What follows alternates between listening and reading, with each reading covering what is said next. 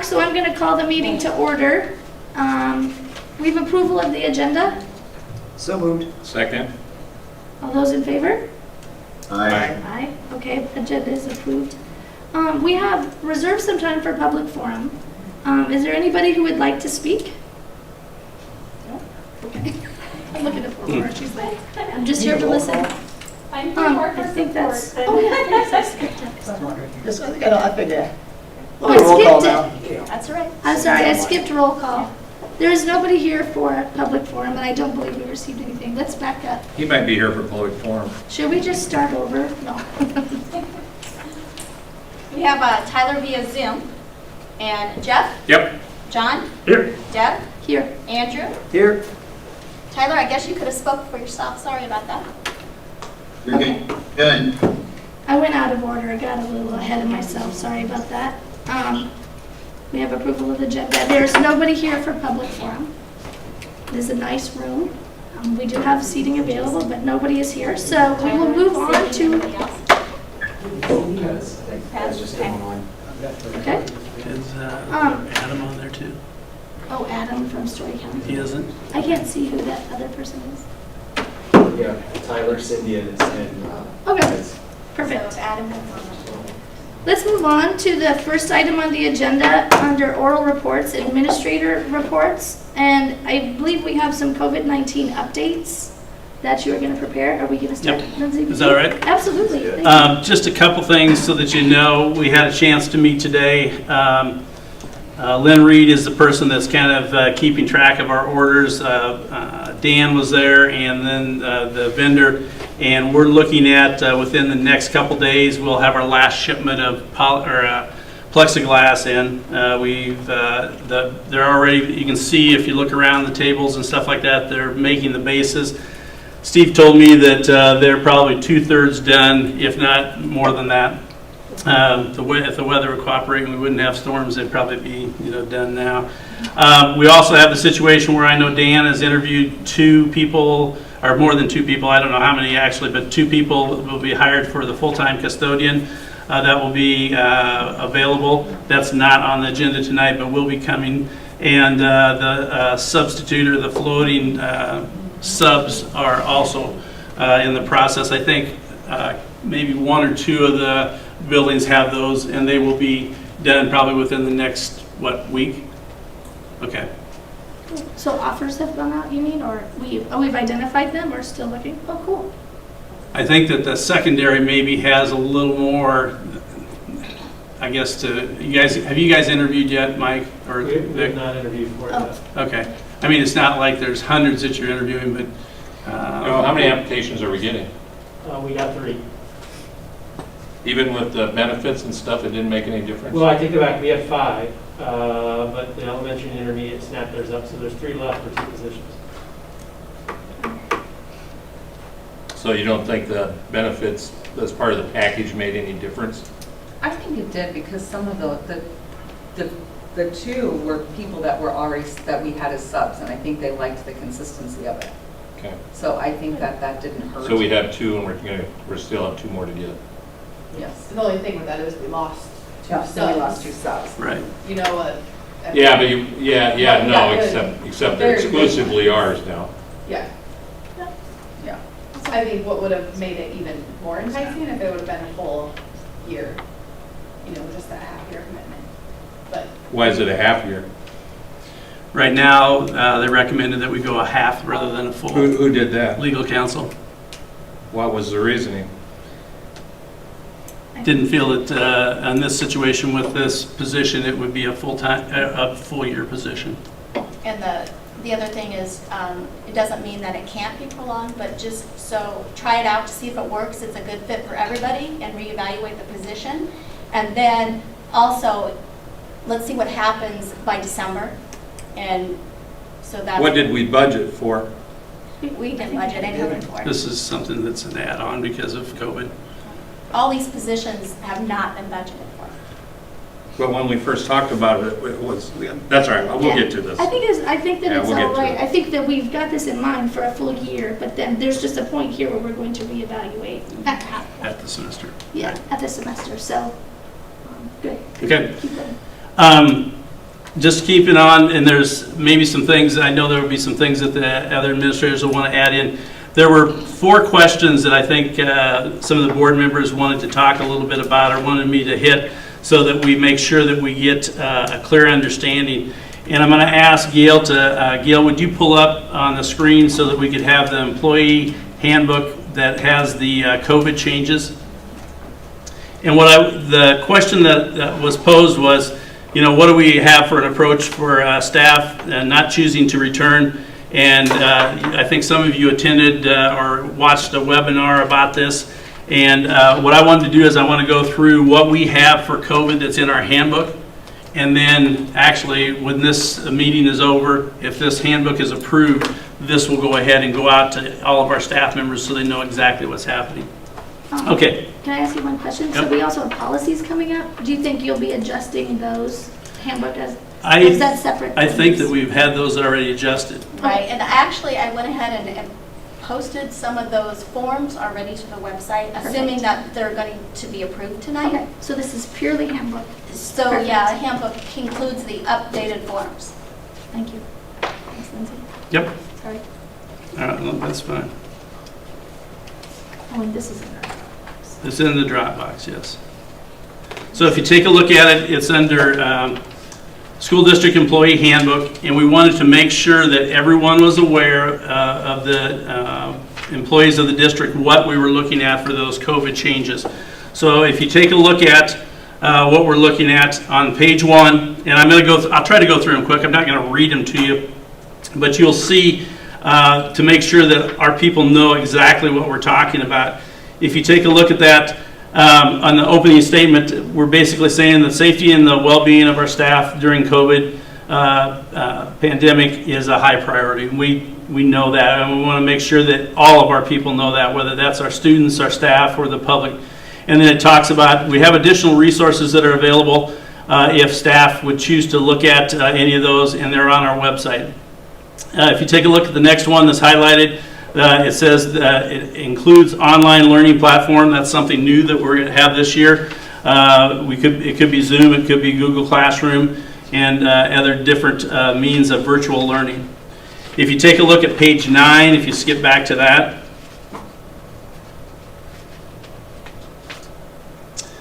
travel compensation, basically requests for related travel outside of the state will be denied in most cases unless a compelling reason exists for out-of-state travel.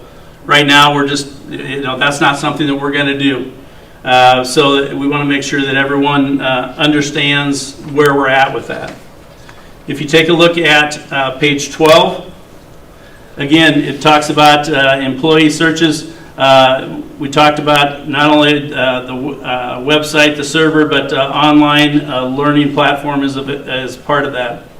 Evaluations, I think some of the administrators have already gone through this, but we wanted to make sure from last year, from the March until May, the COVID pandemic that we have makes it so that it's sometimes impractical or unrealistic to do a review, so they might have to do it basically virtually by phone or video. The principals can also take different precautions to make sure that employee records are kept confidential. So we want them to feel comfortable when they're being evaluated, but maybe a little different than what we normally have. Page 15, if you take a look at that. Again, transfers. We want to make sure that people understand that the ability to accommodate employees most vulnerable to the COVID-19 may be considered. So we've talked in our administrative meetings, we talked in the district office, if there's some people that have some immune deficiencies that they're concerned about, we will try to go ahead and accommodate those transfers. And what I mean by that is a possibility could be that maybe they would be the remote teacher if it's even possible, rather than the on-site teacher. But that would be 15.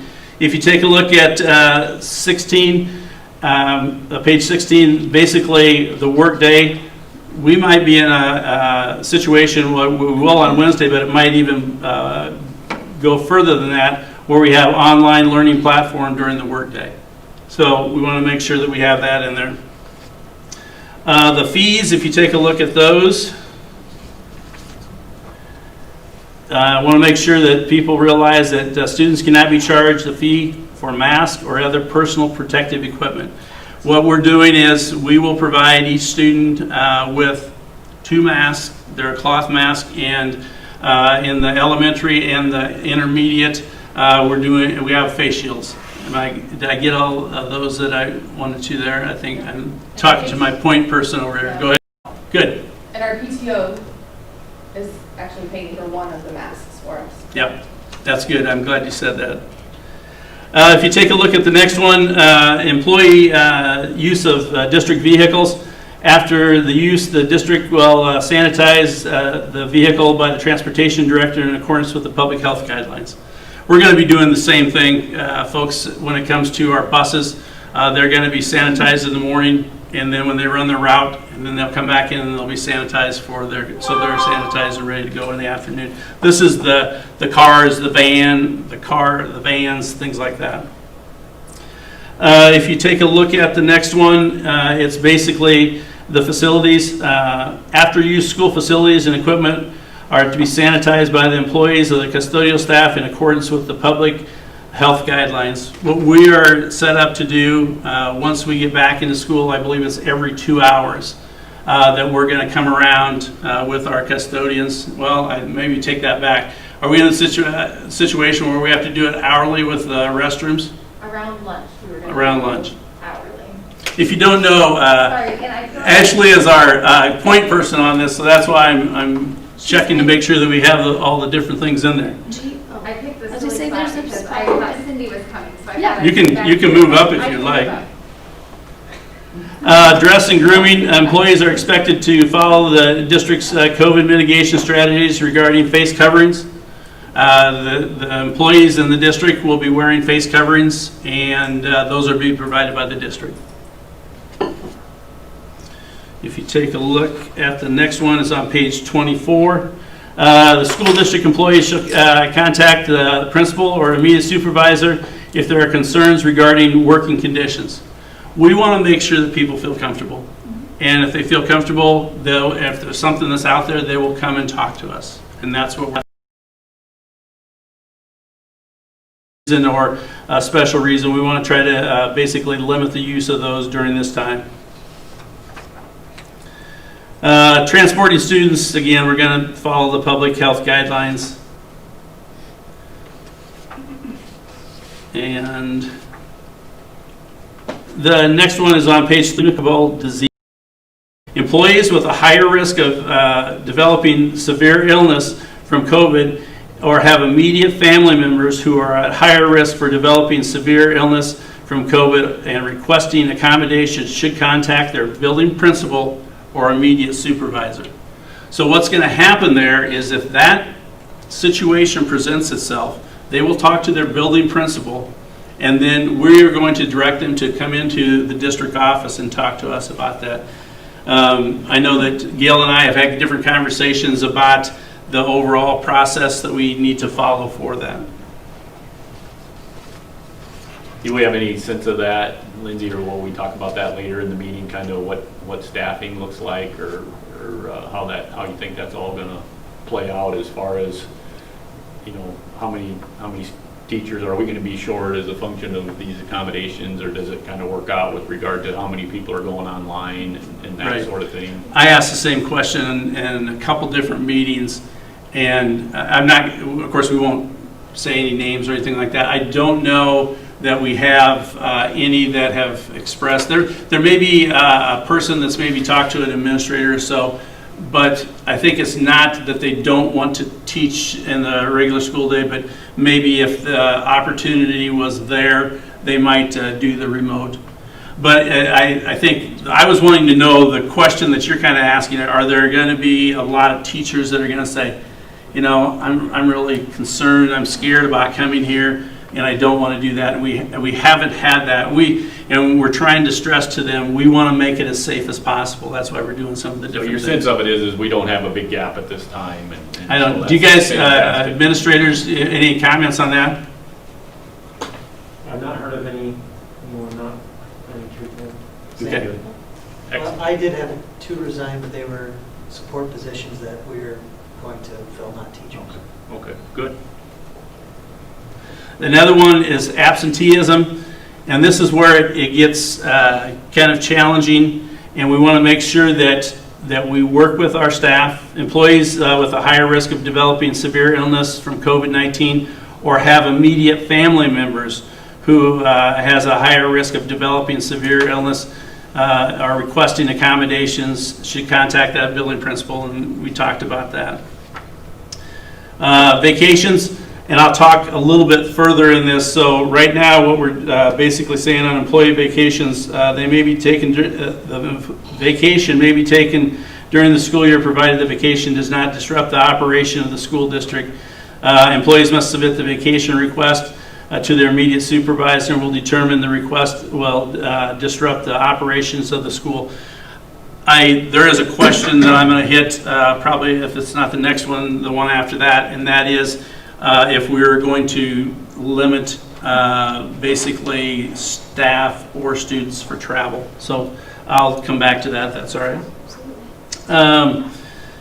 Let's see, sick leave. This is one that we're trying to make sure that we get this out, and that's why you see this information here. And the only reason, I'm not trying to drudge you through the handbook, but I want you to realize that the things that are highlighted here are the things that we're getting out to our staff tomorrow, and there's a back sheet here that they will sign.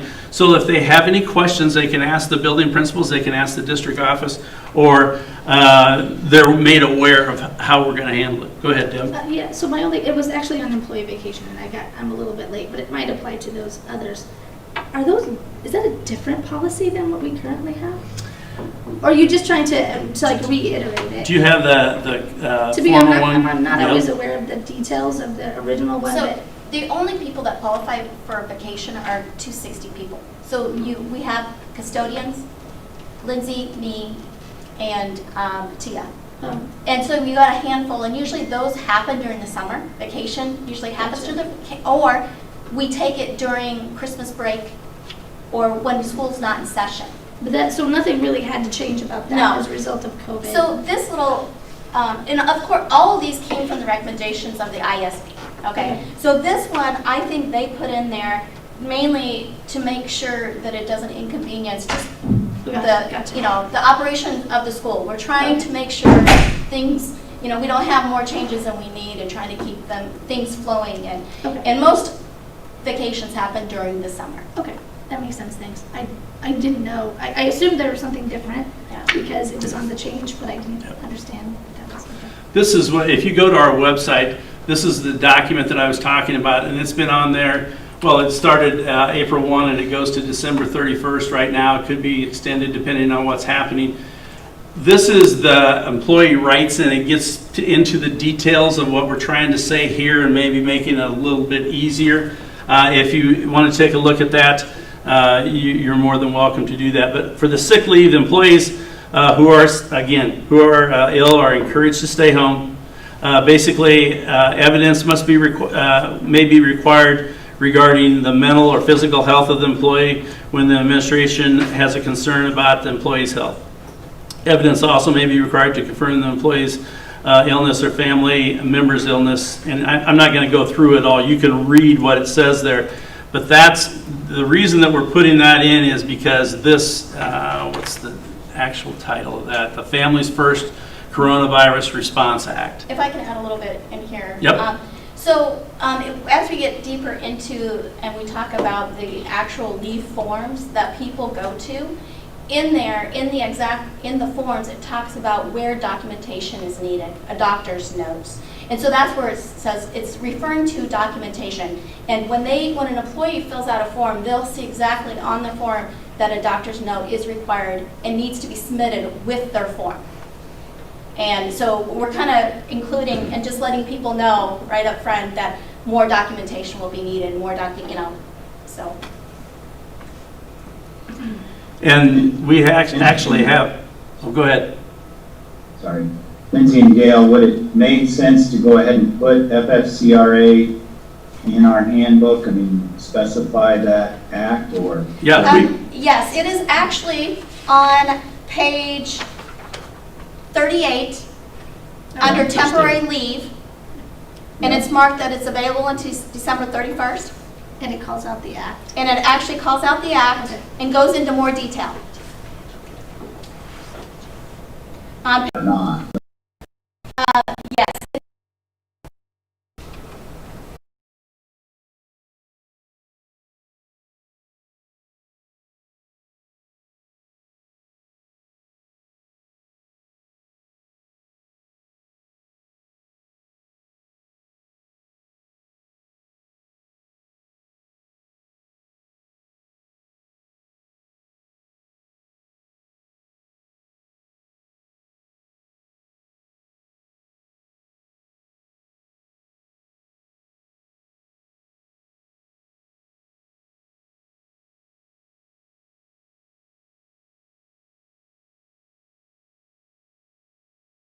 And putting it in there. Did you have anything that you wanted to add on No, that? and this came from ISB, and so I think what they did is took the Families First Act and basically put the wording in here. We also, on March 26th, I posted